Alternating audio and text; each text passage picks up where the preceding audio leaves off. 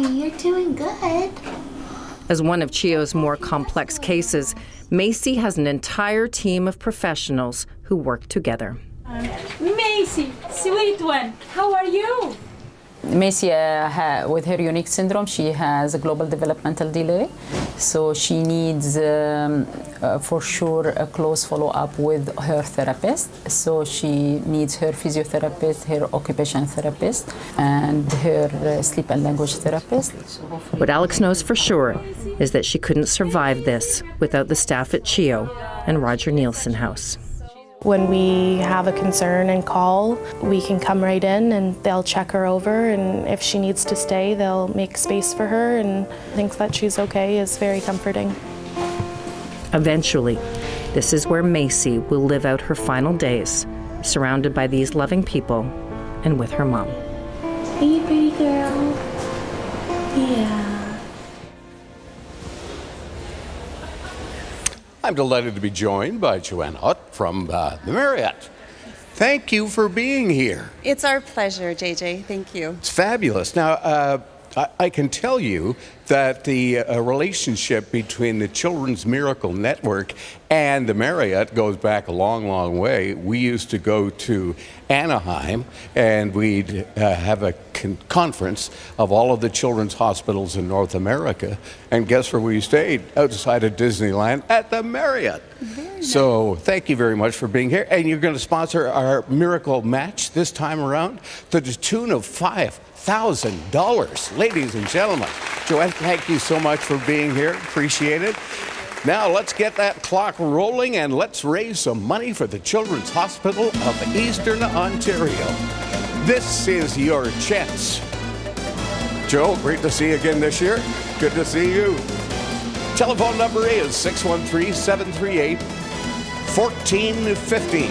613-738-1450. Give us a call. Marriott will match your donation dollar for dollar up to a maximum of $5,000. Truly the time to call. 613-738-1450. That's 613-738-1450. That's a very important telephone number, especially during the next 2 minutes and 13 seconds when Marriott, fabulous hotel chain, will match your donation up to $5,000. That's pretty darn good. So if you give us $25, Marriott will throw in $25. If you give us $50, Marriott will throw in $50. That'll be $100 going to the Children's Hospital of Eastern Ontario because you were kind enough and wise enough to call during this miracle match. Plenty of time to still call and get your call processed, and something great will happen. In fact, it is a bit of a miracle, and that's why we call it a miracle match. $5,000 Marriott. Give us a call. 613-738-1450. That's 613-738-1450. You'll meet some amazing children over the course of this telethon, as you have in the past 33 CHEO Telethons. This is our 34th year. Pretty amazing. The Children's Hospital of Eastern Ontario is a pretty amazing place. Worthy of your support, you bet it is. And why not support now during the next 51 seconds when Marriott will match your donation up to a maximum of $5,000. 613-738-1450. Toll free 1-888-738-1450. You can text CHEO to 45678 to make a donation as well. That will be matched by Marriott. So no matter how you get to us or what numbers you call, of the two we've offered, time is of the essence. With 15 seconds left, you'll get a chance to make a miracle happen right here at the EY Center. Our hosts again this year, we couldn't be happier. And we couldn't be more proud to have Marriott with us again this year for a $5,000 miracle match. Thank you for your support. This portion of the CHEO Telethon is brought to you in part by the LCBO. All right, welcome back. Here we have another amazing person behind the scenes at the Children's Hospital of Eastern Ontario. Jacqueline, what do you do there? I'm the finance officer for accounts payable at the Children's Hospital of Eastern Ontario. Hey, look at the way you did that, like a movie star too. You know, you just leaned in and you just let them know what it was all about.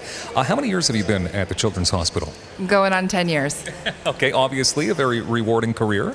It is. It definitely is very rewarding. So how many times do you get to volunteer? Within the last 10 years, how many times have you actually been at the telethon? And not just behind a desk. So the telethon, I think this is my 5th time, but I've been fortunate enough with the CHEO Foundation to do a lot of the other events. Some of the great ones are the Teddy Bear Picnic and the CHEO Barbecue and the really fun stand-up for CHEO in the Rideau Canal. Amazing. You look like you love your job. I do love my job. Working at CHEO, obviously, some days are tough days and some days are great days, but it's getting to be here and see what this means to people that makes it all worth it every time. Well, Jacqueline, thank you for what you do. Thank you. And thank you for placing that call tonight. Melissa.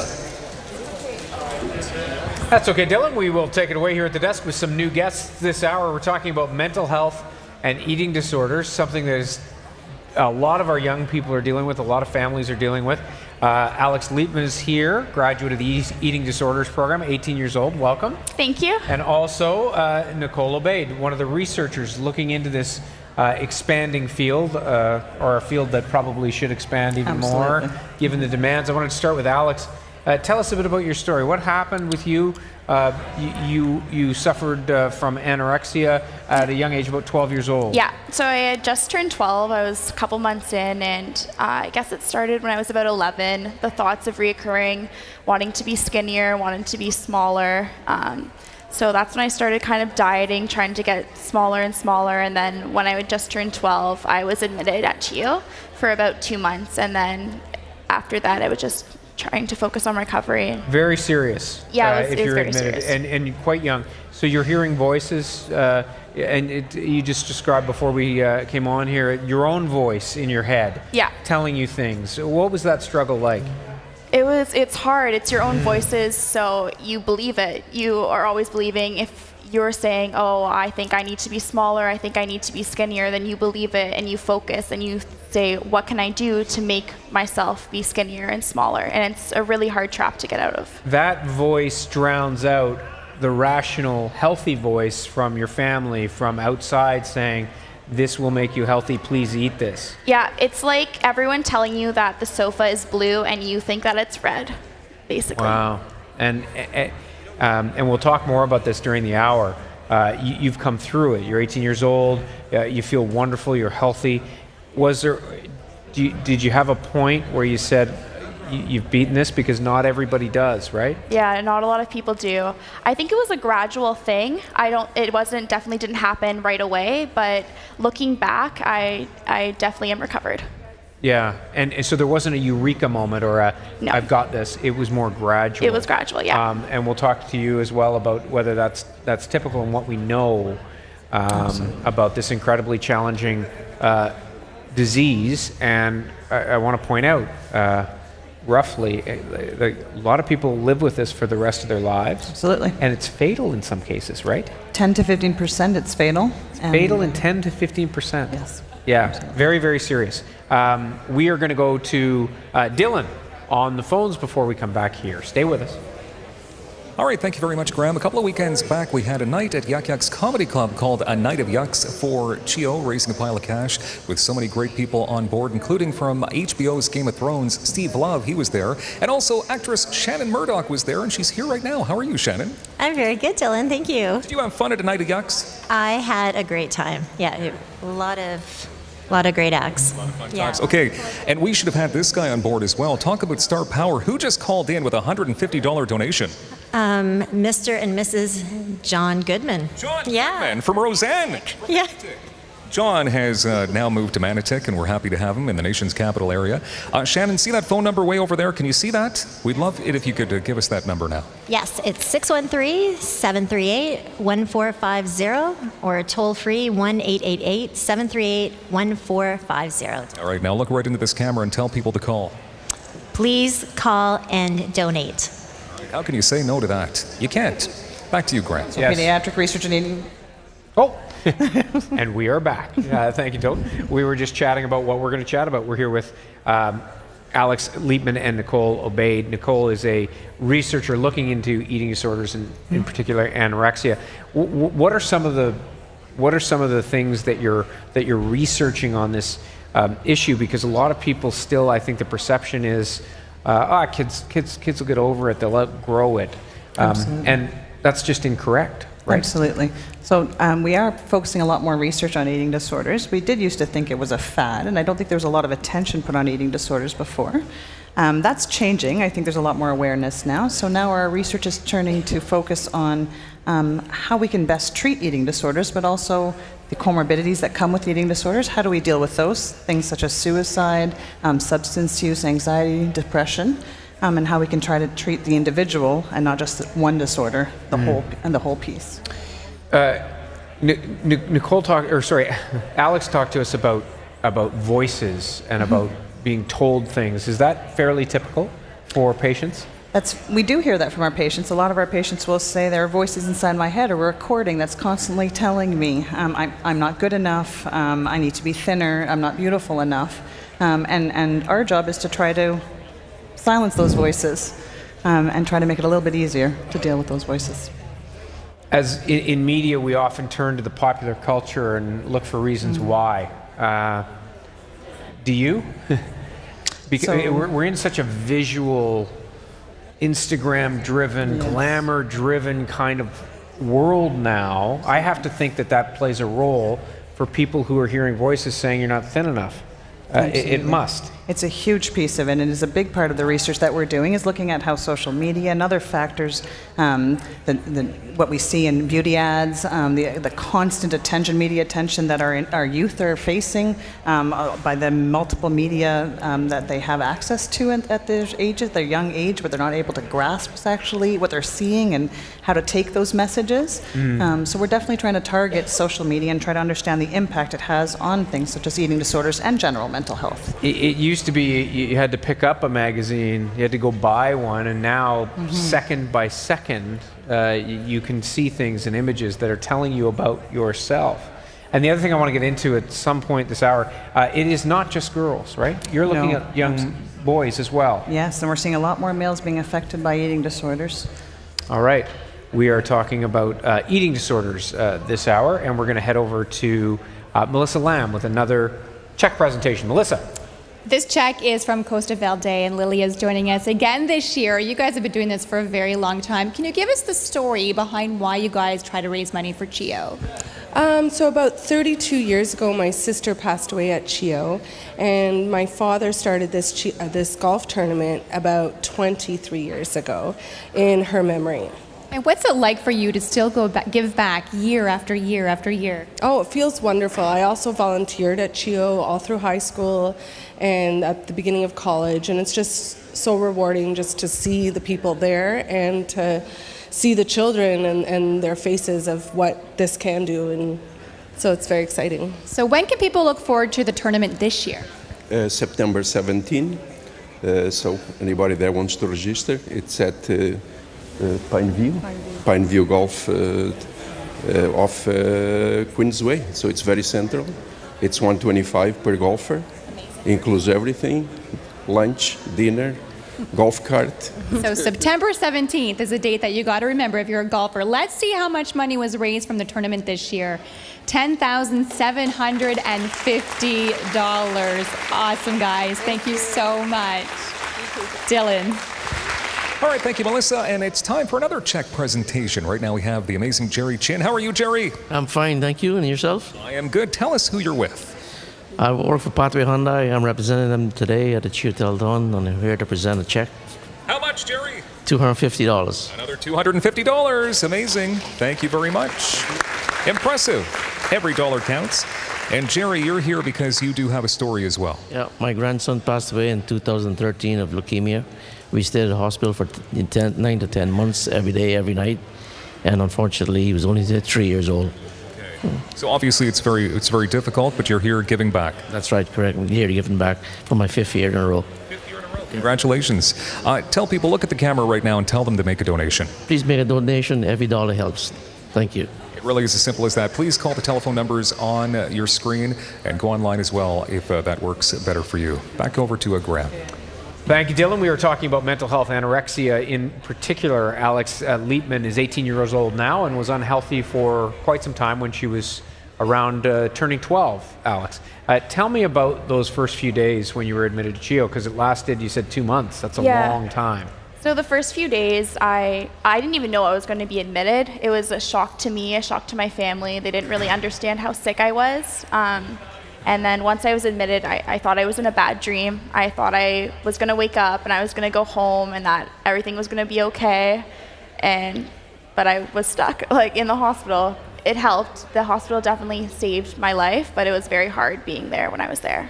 What did your parents, you said that they didn't know how sick you were. What did they think was going to happen, that you would just get your appetite back, or it was that kind of perception, right? It was eating, it wasn't the mental health issue. Exactly. Yeah, my teachers didn't know how sick I was. My family didn't know how sick I was. Even one of my pediatricians just thought it was going to go back. Not at CHEO, my family doctor.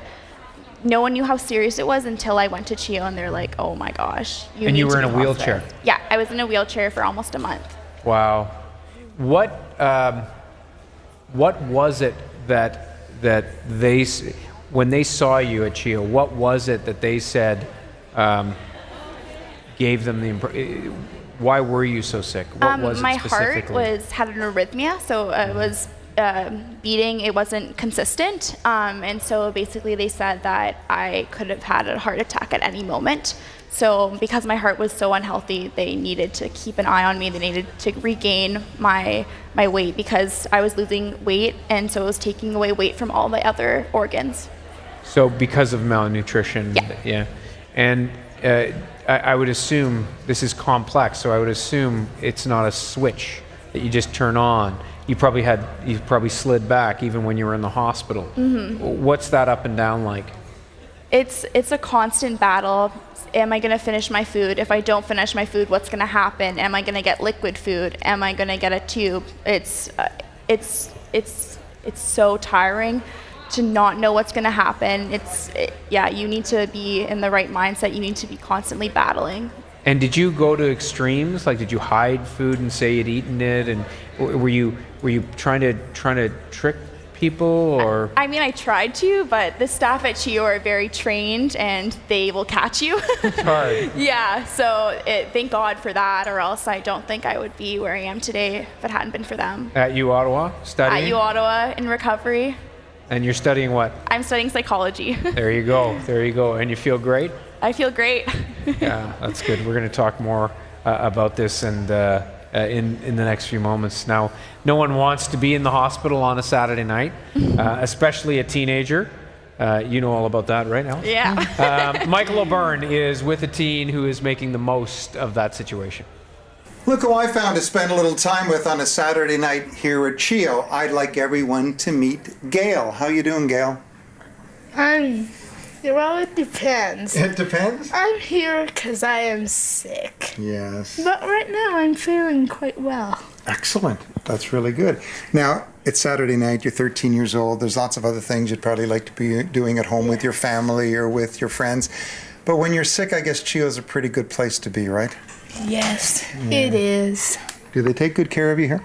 Yes, I have lots of good nurses that come in regularly to check on me. Mm-hmm. Lots of good doctors, too? Yes, also. Lots of good volunteers? The playroom's the best. Well, we're going to see you in the playroom tomorrow, I understand. You're going to be there with us as well. Tell me about your experience here at CHEO. You've been coming here for a few years? Yes, it's been 4 years I've been coming here for a treatment regularly, 3 days per month. 3 days a month? Yes, at MDU downstairs. Mm-hmm. I've actually been on the telethon before. You have? Yes, I have. I was 8 at the time. So you're a bit of a TV star. I guess you could say so. Yeah, you can look into the camera and wave to your friends if you want. Hi. Tell me about your favorite nurse here.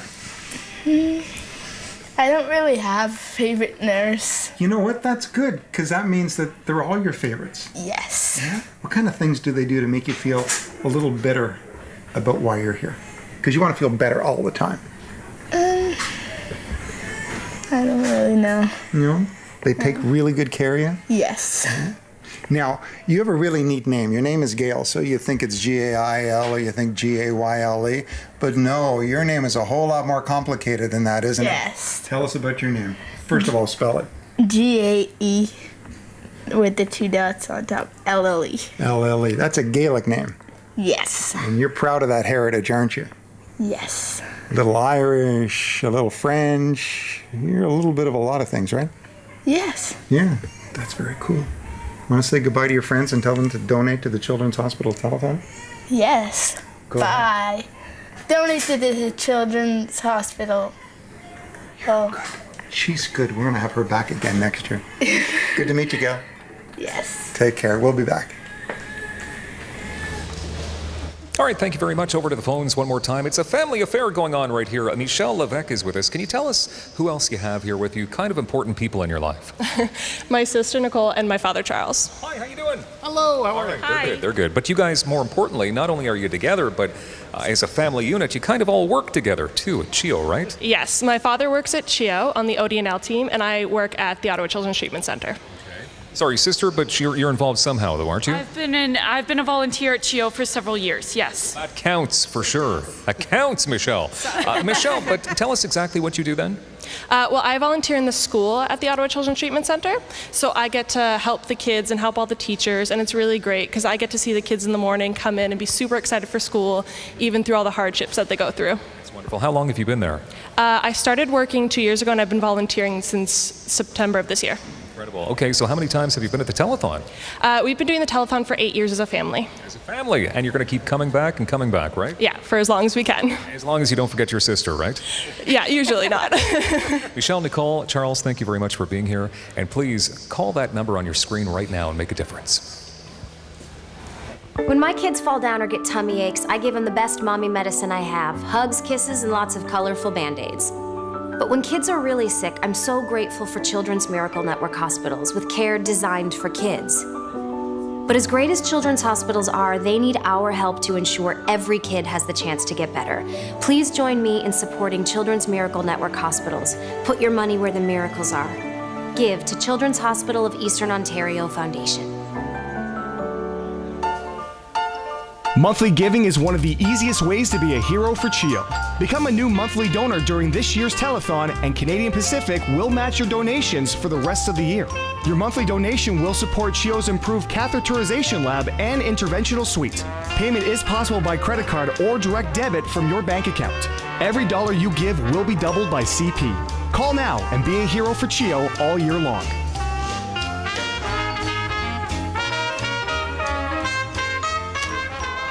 Welcome back. We're talking about mental health issues, anorexia, and research into it. Nicole Obeid, a researcher into and a psychometrist. Thank you, psychometrist. What is that? So a psychometrist is someone who does psychological assessments using tools or tests, the metrics. The metrics of it. Yeah, you got it. What sort of metrics are you looking at these days? Because we've, in the public perception, in the news, in the conversation that's in the public square, we are seeing a sea change in mental health. Are you seeing it on the research side as well? We are just starting to see a little bit of change in the research side. So I think mental illness has been stigmatized for a number of years, and we're just starting to see a lift in that if we can. A lot more awareness of mental illness and a lot more desires to do more and to learn more about how we can help everyone who's suffering. How challenging was it in the past with that stigma? Could you get the attention you deserve, do you think? Absolutely not. So I'm competing with lots of other illnesses, lots of other mental illnesses and physical illnesses, and a huge stigma around, especially around eating disorders, where people think it's a fad or it's just something that will go away, and that doesn't need a lot of attention. So yes, I'm hoping that we're turning a corner and we're about to see some more investment in research for eating disorders and general mental health.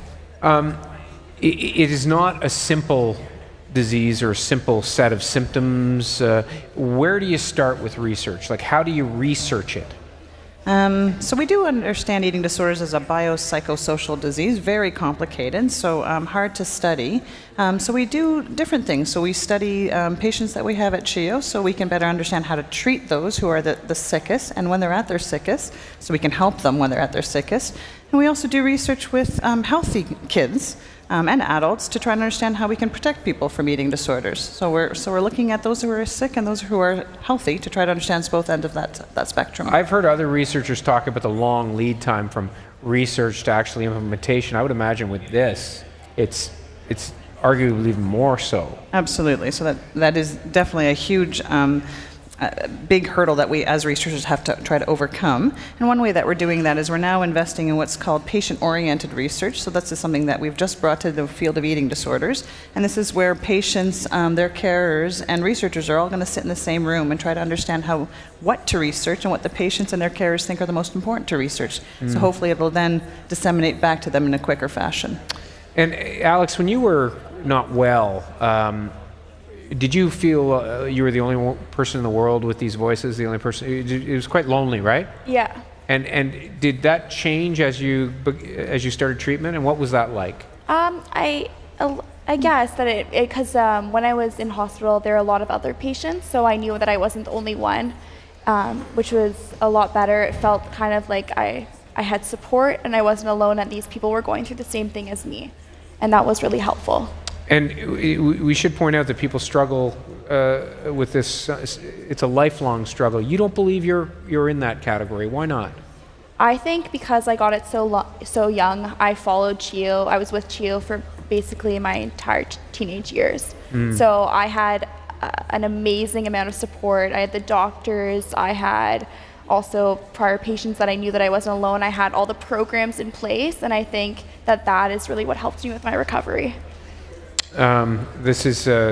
There's optimism here, which is great, right? Yes. Because it's like we say, it's a challenging diagnosis and a complicated one as well. Nazreen Jones is a happy and healthy 15-year-old CHEO patient, but it has taken 10 surgeries for her to get that way. She had a rare infection at birth that caused an excruciating amount of pain and a malformed leg. For the first time in Ottawa just a few weeks ago, she had a new and innovative surgery to correct something that had happened a long time ago. Nazreen Jones was completely immobilized in body casts, twice, as a baby and as a preschooler. So this one, I think I was 3, maybe 4. It's my body cast. Nazreen had osteomyelitis, an incredibly rare infection that starts when bacteria enters the body. It behaves like flesh-eating disease and likely started at birth through her umbilical cord. On her 7th day of life, she was in tremendous pain with a fever and was turning pink. We went right into the urgent care area within it, the triage area, and they had her on a little kind of operating table, so right away we knew we were in for a little bit of a rough ride. Nothing would bring down the fever, while doctors tried to determine the cause. Finally, it was pain in her hip during a diaper change that indicated the problem. Osteomyelitis had eaten away at part of her femur at the hip. The head of the femur was a little bit damaged. So trying to keep it in place, that was a first order priority because of course that meant the difference between walking and not walking. Year after year, Nazreen endured surgeries, first to repair the damage and eventually to compensate for the fact her bone was just not growing properly. So they put her in a body cast, which was extremely uncomfortable, and the reason being because they never wanted her to be weight-bearing. So she couldn't stand or really lie comfortably in this body cast, which she had to wear for a significant amount of time. Like I remember some things from my body cast sitting there and being like really uncomfortable and like really itchy.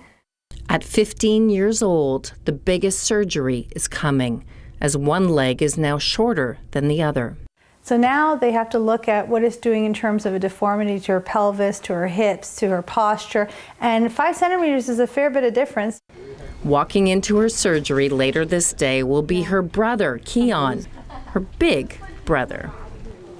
Just very full of life, I guess. She's always loud and excited all the time, even when no one else is. And I've had a hard day at school, and I just want to sit there. But no, can I have a hug? Oh my God. I love my life. Like, there's so many happy things in it. How are you? Good. This is the leg that you want me to do the first surgery in Ottawa's history with this awesome thing? Yes. Oh, the hugs. I love you so much, Nasreen. I'll see you in recovery. You be a good girl, okay? Nasreen is being brave in the face of surgery and of the anticipated pain of a long recovery. The doctors need to essentially break her leg and implant a device called a nail, which will lengthen it. What it is, it has a magnet on the inside of the nail. And so the nail is all inside and there's no pin sticking out, which is absolutely phenomenal for these kids. And what they have is this extra device that controls the magnet on the inside of the nail. And as you activate the device, it turns a mechanism on the inside of the nail that allows it to lengthen over time. I think it's high risk, and that's scary, but at the same time, like, it's kind of exciting a little bit. Like, this might be the last one. Like, I might be good after this. For the first time ever in Ottawa, this new procedure means Nasreen will, 4 times a day, use a magnet on the outside of her leg to lengthen the rod 1 millimeter a day for about 6 weeks until both legs are the same length. That's a beautiful nail. Once you keep it still, The magnetic system's on the inside. It will take 3 months after that for the bone to regenerate around the nail.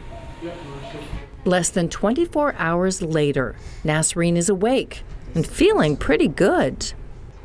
Like, so far, it's been pretty good. Like, this is not that painful compared to other ones that I've had.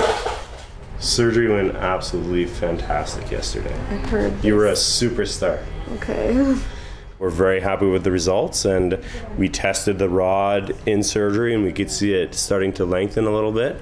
So we're very optimistic that Nasreen is going to do absolutely phenomenal. I'd like to be a physiotherapist because growing up at CHEO, like, you have everyone helping you all the time, and it's really helpful and people are motivating you, and I want to do that for someone else. And we're here for Nasreen and young people just like her. The Ottawa Professional Firefighters, wonderful group, have been supporting the Children's Hospital of Eastern Ontario since CHEO was built. And they're here to support once again this year with a $5,000 miracle match.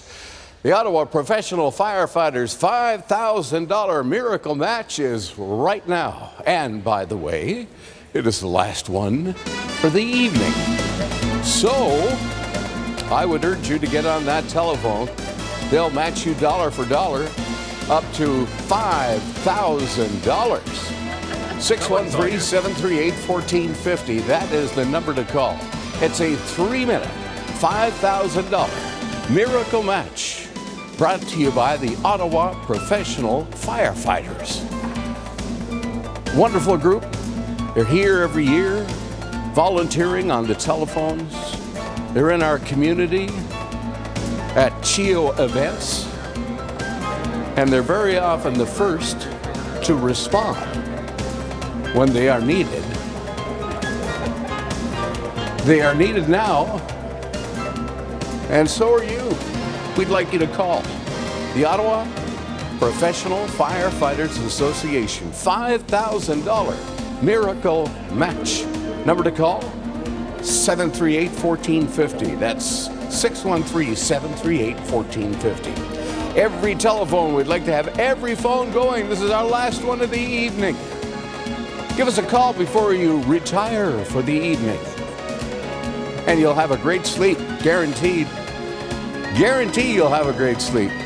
You'll be doing something wonderful for CHEO, something wonderful for the community, something wonderful for our children. 613-738-1450. It is the ideal time to call and pledge your support. because the Ottawa Professional Firefighters Association will match you dollar for dollar to $5,000. That's pretty good. A great return on your investment. In fact, a 100% return on your investment. Ottawa Professional Firefighters $5,000 miracle match. 613-738-1450. 613-738-1450. Still 45 seconds left to go in this 3-minute miracle match. This is going nicely. Very nicely, Kim. 613-738-1450. 613-738-1450. Every telephone that rings means something wonderful is going to be happening in our community for the Children's Hospital of Eastern Ontario. Telethon number 34. Can you believe that? 15 seconds left to have your donation matched dollar for dollar up to $5,000 by the Ottawa Professional Firefighters Association. Can you believe that? Win, win, win. All around. Thank you for making a miracle happen here tonight at the EY Center. Having visited Children's Miracle Network hospitals, I can tell you they are amazing places. It takes tremendous resources to care for sick and injured kids and to keep them smiling and laughing even during their toughest treatments. That's why donations are so very important. Please join me in supporting your children's hospital so every kid has a chance to get better. Put your money where the miracles are. Give to Children's Hospital of Eastern Ontario Foundation. Thank you to the following for making this telethon possible.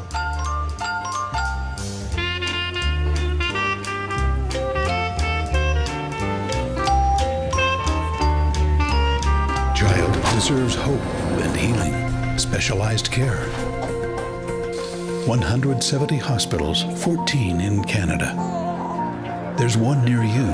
They all need your support. Children's Miracle Network, helping local kids. And we are speaking about mental health issues and anorexia this hour. Alex Liepman is here, who is well now, and Nicole Obaid is a researcher in the field. Have there been breakthroughs? You said maybe breakthroughs is too strong a word. Breakthroughs might be too strong of a word, but new learnings, I guess. So some research that's come out of CHEO specifically. So we've started looking at the comorbidity of suicide in our population in the field of eating disorders and self-harm behaviors, and trying to look at the mechanisms of what might leading to some of those behaviors. So that's one of the new angles that we're looking at, and through maybe some sort of impulsivity trait that we're looking through. Other breakthroughs that we've been doing, some of my colleagues at CHEO, we've been looking at a new diagnosis of eating disorders called ARFID, or Avoidant Restrictive Food Intake Disorder. And we're one of the new pediatric hubs to be looking at what that disorder looks like and trying to describe it more generally for other centers to be able to better understand it. And also we've been looking at sort of medications and psychopharmacological agents and how they're helping with the treatment of eating disorders. There isn't an immediate fix. It takes time. That must be frustrating on certain levels. Absolutely. There is no cure. There is no treatment for eating disorders that's been proved for anybody. And actually, the treatments that we do know to date only are successful for about 50% of those that have the illness. So that leaves the other half with treatments that are not effective for them. It's a little startling, actually. Yeah, and on anorexia, you mentioned 10 to 15% die. Will die, yes, either by suicide. Eventually by suicide or by medical complications. Right, due to the illness. Just lack of eating? Lack of malnutrition and the compromise it has on the body. And do those extreme cases, or not extreme cases, but that percentage, does that happen quickly? Does that happen years later? Is it a combination? It's definitely a combination, and there's no prediction. There's no predicting when that might occur. So it's either the toll on the body or suicide. It could happen at any time. So, like Alex's parents who come in thinking week, there must be some very hard conversations. Absolutely. Because this can be a lifelong thing. Absolutely, and some of the hardest conversations are saying to a family, recovery is somewhere between 5 to 7 years from now, and there's a long journey ahead of you. Wow. Let's head back to the phones with Dylan one more time. Thank you very much, Graham. With me right now, my good friend Kim McLeod. How are you doing tonight? Not too bad. I'm very happy to be here tonight. You look happy. You're always a happy person. Thank you. You got your Superman shirt on here. You're a hero for CHEO. Tell us about your story. I have been mom to Kevin since he was 2 years old, and until his passing this past November, whenever he passed at 18 years old. And we have used the services of CHEO and Roger Nielsen House throughout his life. And he was a very happy kid. You were telling me he loved the movies at the home? Listen, if he had access to any of the playrooms, he was all over the movies, and he would make sure that the movies from MDU belonged in MDU, and if there was one from 4 West or 5 East, he would be like, let's get it up there, this is in the wrong spot. He just loved the movies. That's adorable, and of course you're keeping his legacy going here tonight by being a volunteer at the Children's Hospital of Eastern Ontario Telethon. Absolutely. He loved that place. It served us beautifully, and we just hope that the funds that come in just continue to serve families like ours. Thank you very much. Bruno, I'm going to put you on the spot very quickly if we can pan over to Bruno, because you just got a donation for how much? $2,200. Just amazing. Thank you. Well, we forget the name. I think it said Lynn Kite. I was looking at your notes there. It was Lynn Kite, but it was on behalf of a barbecue fundraiser they had just today. Amazing. Bruno and Kim and everybody, thank you so much for this amazing night here tonight.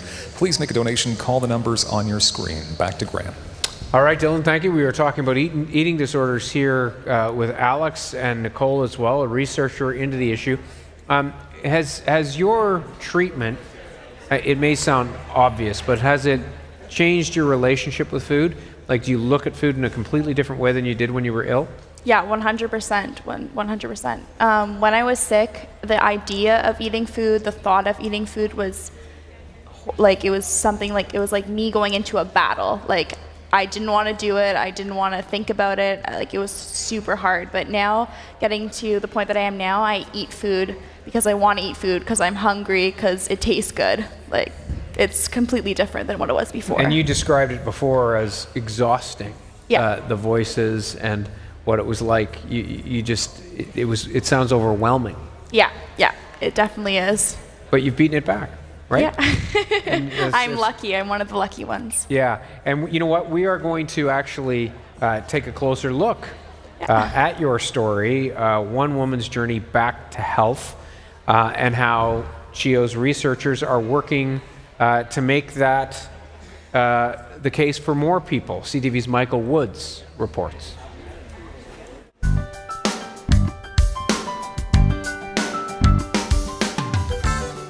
When Alex Liepman's doctor first sent her to CHEO 6 years ago for being underweight, she had no idea how sick she really was. But once they took my weight and they took my vitals, they realized that my heart was really, really unhealthy and that I could have a heart attack basically any moment. Alex had anorexia nervosa, a serious eating disorder characterized by abnormally low body weight. She couldn't believe it. No one in my life knew how bad it was. I thought it was fine.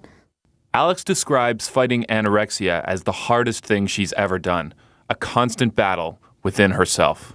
It's voices in your head constantly telling you that you're not enough, that you will never be enough, and that the only way to be enough is if you lose more and more weight. Alex was admitted to CHEO confined to a wheelchair. She couldn't consume solid food for weeks. You're physically exhausted, you're mentally exhausted because there's constantly a voice in your head telling you you're not good enough, that you'll never succeed, that no one will ever like you. After 2 months of treatment, she was allowed to go home, but it was still a long, tough road to recovery. Anorexia is considered the mental illness with the highest mortality rate. Only 50% of people treated for an eating disorder ever recover. I think a lot of people think that eating disorders are a choice. They don't understand that it's a very brain-based disease. They don't understand it's incredibly difficult to treat. The lead researcher at CHEO's eating disorder program says the field is under-researched and underfunded. There are only 16 beds for pediatric inpatients in the province. 6 of them are at CHEO.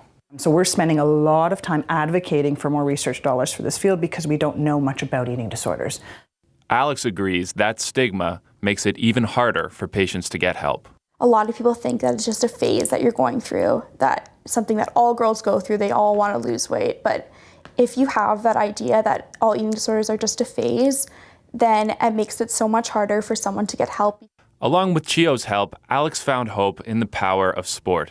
She played rugby for the first time soon after leaving CHEO and quickly got hooked. It's just something about the rugby community that everyone's super supportive. They're all body shapes are welcome. It makes you want to be strong and not weak, and that's what helped me really focus on my recovery. She's now on the rugby team at the University of Ottawa, where she's studying psychology. She has also competed for Canada's under-18 team. And those bullying voices inside her head, they hardly exist. I don't think I would be here today if it hadn't been for CHEO. I say this all the time, but CHEO saved my life.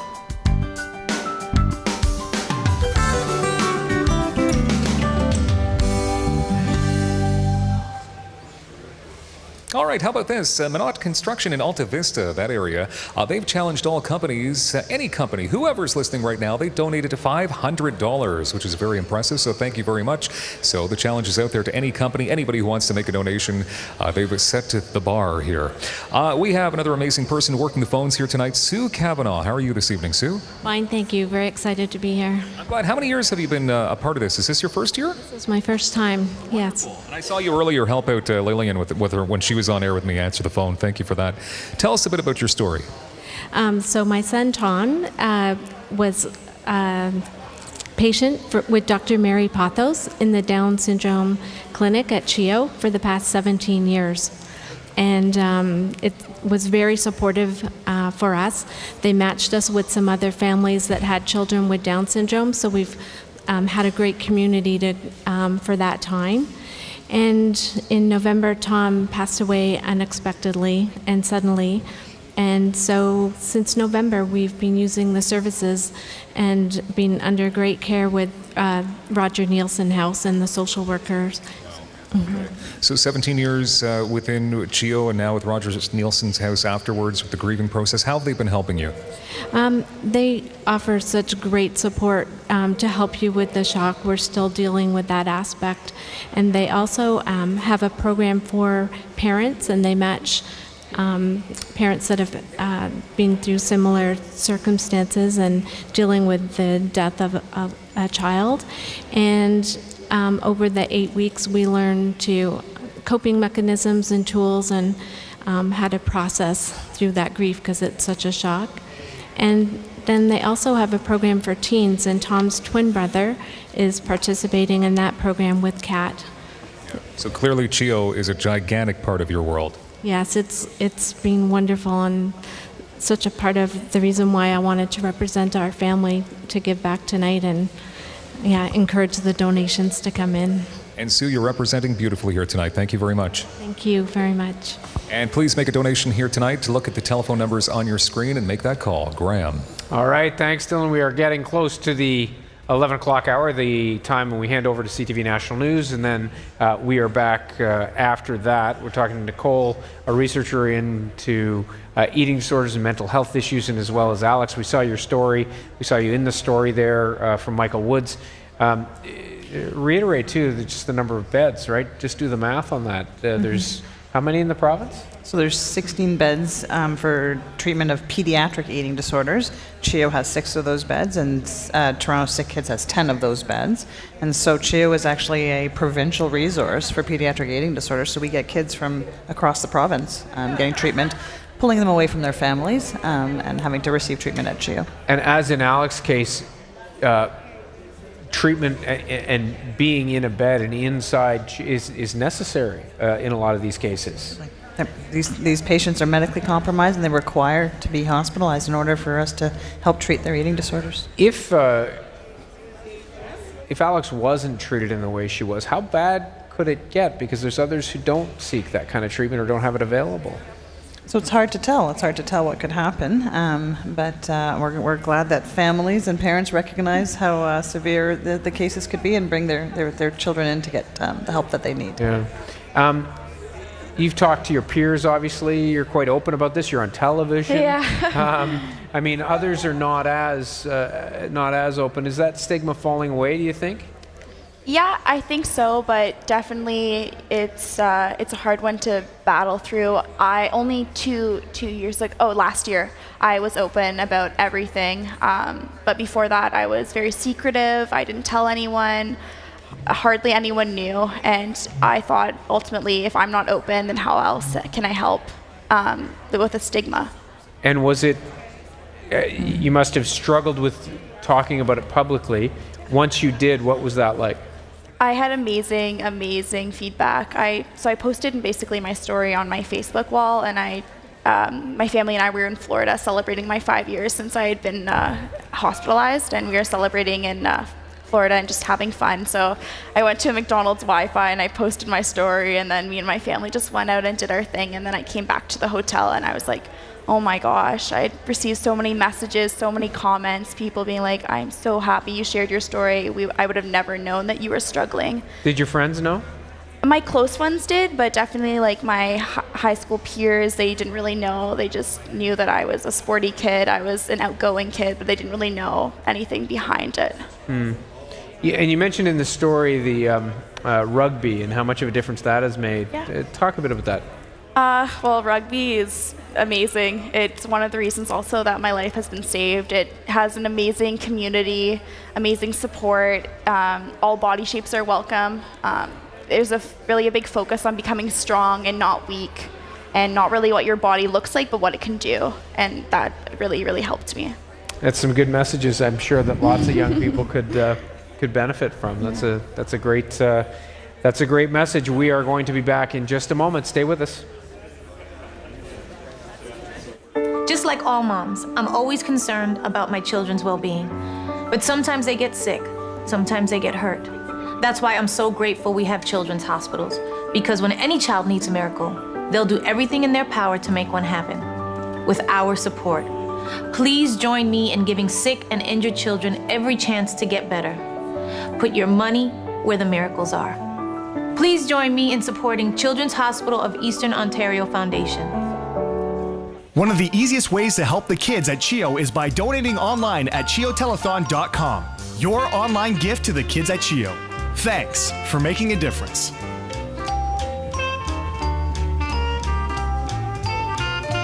Thank you to the following for making this telethon possible.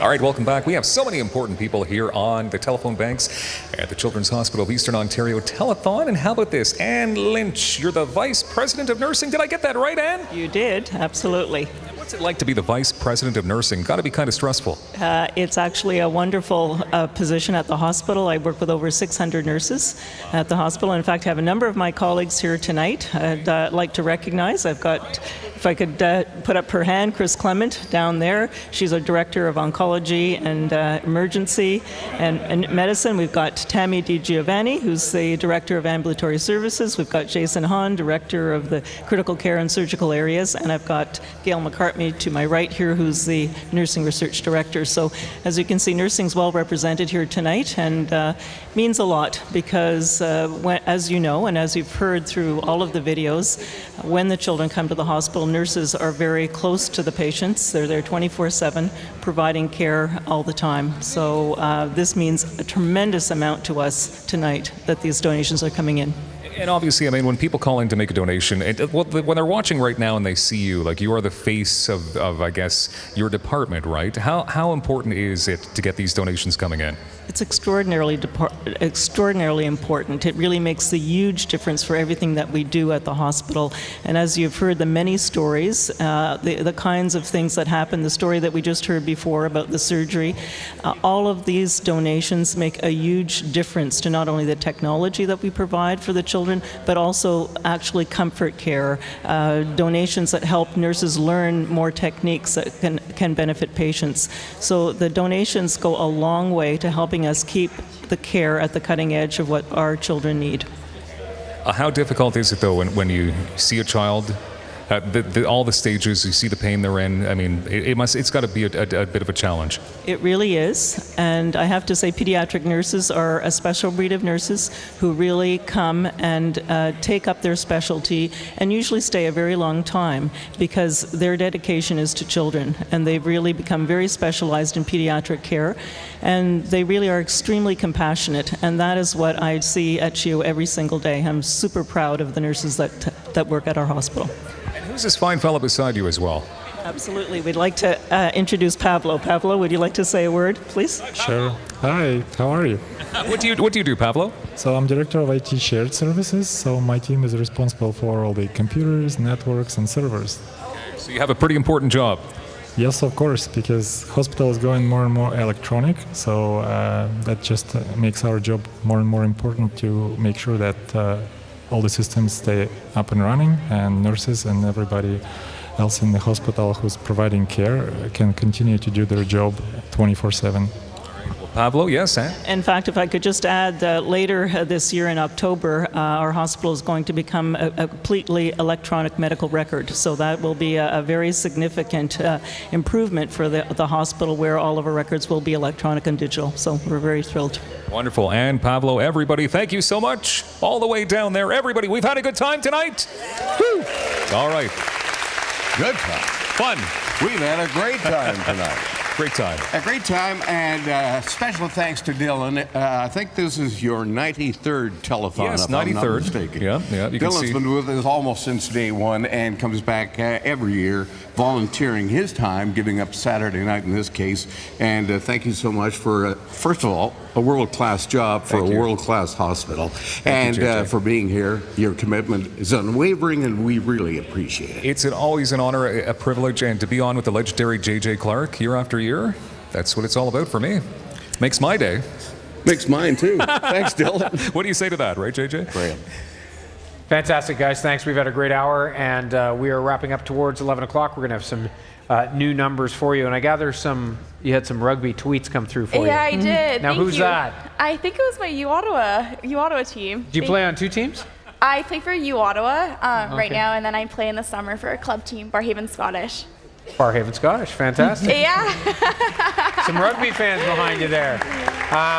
If you had one thing, if there's a young person watching who might be struggling with this, if you had one thing that you could tell them from tonight and from your experience, what would it be? Reach out to someone, because it's very hard to fight this illness alone. You need support if you want to recover. It's not a phase. You're important, and you deserve recovery. Wow. And what about parents? Parents? What would you say to parents who say, I just wish he or she would eat, and I just want to keep giving them food? It's not that simple, right? It's not that simple. The eating disorder is a symptom of other underlying things that are going on. It can be anxiety, it can be depression, it can be so many other things, and you really need to dig deep to be able to fight the eating disorder by going underneath that. There's a lot of conversation about this, Nicole. There's a lot more awareness. I just generally, though, I think there's a lot more hope too, isn't there? Like, it's not, at least it's not in the shadows. I know it's not top of mind for many people in terms of research dollars, in terms of helping to solve this issue, but at least we're on television talking about this sort of thing, Yes. and the conversation is happening. I think that's exactly it. The fact that we're talking about it brings a lot of hope. It brings a lot of optimism to those that are struggling and to those that are trying to treat these illnesses, these really hard illnesses. I'm going to ask you the same question. If a young person was watching, what would your message be to them? Just one takeaway from tonight. One takeaway. I do agree with Alex. Reach out to somebody, tell somebody that you need help, and don't be afraid. Yeah. Don't be afraid. That is the biggest, I would imagine, the biggest stumbling block is that first reach out. If it doesn't come from parents, from the patient themselves. Absolutely. It's the hardest thing to do, most important thing for them to do. Is it changing that there are more boys suffering from this, or is it just that we're paying attention to it more? I think you've got both sides of that. So that we are seeing more boys, there's more awareness. I think they're feeling more able to come out. It's no longer just seen as a woman's disease, if you will. Right. So they're feeling, and there's a lot more pressures for boys to also reach this beauty ideal that's unreachable. Yeah. Thank you both. This has been a great hour. Thank Great you. hour to finish. Thank you. Thank you so much. Wonderful to talk to you. And we want to do a final check tonight. 11 o'clock, we're heading up towards CTV National News. Let's have a look at the numbers. So far, for the 2017 CHEO Telethon, we are at $1.7 million. $1,718,190. Thank you, Ottawa, West Quebec, the Valley, the Seaway Valley. We are back after CTV National News. Thanks, everyone, and we will see you in a little bit. This is the 2017 CHEO Telethon on CTV.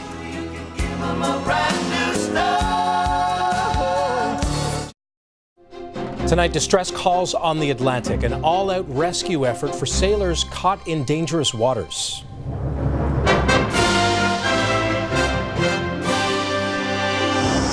Seas of up to 15 meters and winds up to 130 kilometers an hour. Canadian ships and aircraft dispatched. The aircraft dropped smoke bombs beside the yacht so that we could see it. Behind the desperate attempts to save lives at sea.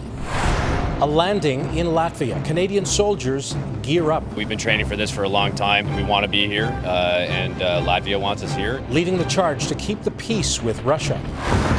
And saying goodbye to the Caped Crusader.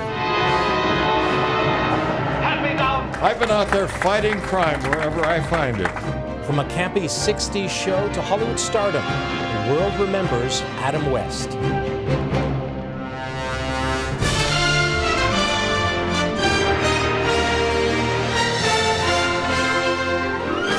CTV National News with Sandy Ronaldo. Reporting tonight, Scott Laurie.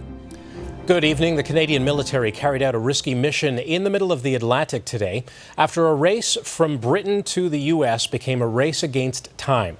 Sailors began issuing Mayday calls as severe weather battered their boats. Several were badly damaged and one was completely destroyed. But as CTV's Peter Ackman reports, all of the racers were rescued. In the hours before the start of the Royal Western Yacht Club's transatlantic race, it was all smiles, celebrations, and excitement for what was coming. I really want to thank you for that as we sail off over the horizon towards Newport, Rhode Island. All the best. But 8 days into the nearly 5,000-kilometer journey, the seas suddenly began to batter the yachts and their crews. Hurricane-force winds topping 130 kilometers an hour and massive waves reaching 15 meters high. Setting sail from Plymouth, many of the yachts collided with a massive storm midway across the Atlantic. Two boats, the Harmony and the Suomi Kudo, both had mainsail issues and were forced back. The Happy's mast was snapped off, while the Furia sank 460 kilometers from Newfoundland. The British boat, the Tamarind, was also taking on water when its skipper was saved by the Queen Mary II cruise ship with some help. We were very fortunate. There was a Canada Coast Guard C-130 Hercules rescue aircraft overhead. So the aircraft dropped smoke bombs beside the yacht so that we could see it. Coordinating all of the rescues, the Canadian Armed Forces Joint Task Force from Halifax. We had a bunch of civilian vessels, what we would call vessels of opportunity. So vessels that were already in the area transiting across the Atlantic. Those vessels, as well as several military airplanes and ships, teamed up to rescue all of the sailors in distress. They had minor cuts and that they sustained, but no major injuries at all. 2 Hercules aircraft, a helicopter, and several vessels from Canada, as well as a military transport plane from the UK and another from Portugal, all took part in this rescue effort. The final costs are still being tabulated. Scott. Peter, thank you very much. A tragic reminder tonight of the ongoing instability in Afghanistan. 3 American soldiers were killed today by an Afghan soldier they were training. The Taliban claimed responsibility, saying one of their militants infiltrated the army. The so-called insider attack happened near the border with Pakistan. When heroes fall, Americans grieve, and our thoughts and prayers are with the families of these American heroes. U.S. Vice President Mike Pence, now just weeks after Prime Minister Justin Trudeau ruled out sending Canadian troops back to Afghanistan. The defense minister tells CTV News that door has reopened after NATO made a direct appeal. The host of CTV's Question Period, Evan Solomon, has some details. Evan. Scott, the last Canadian soldiers left Afghanistan back in March of 2014. But after he announced the promise for huge new investments in the Canadian military, the Minister of National Defence, Harjit Sajjan, told CTV's Question Period that he has just received a request from NATO for more military help in Afghanistan. And it's not something he says he'll rule out. We've actually had an ask, but it was for police trainers in Afghanistan. So we're looking at all aspects of support. We are actually still committed to Afghanistan. We provided the funding, whether it's for development and also for the pay of the security forces as well. We will always look at the various requests. Canada says it wants to increase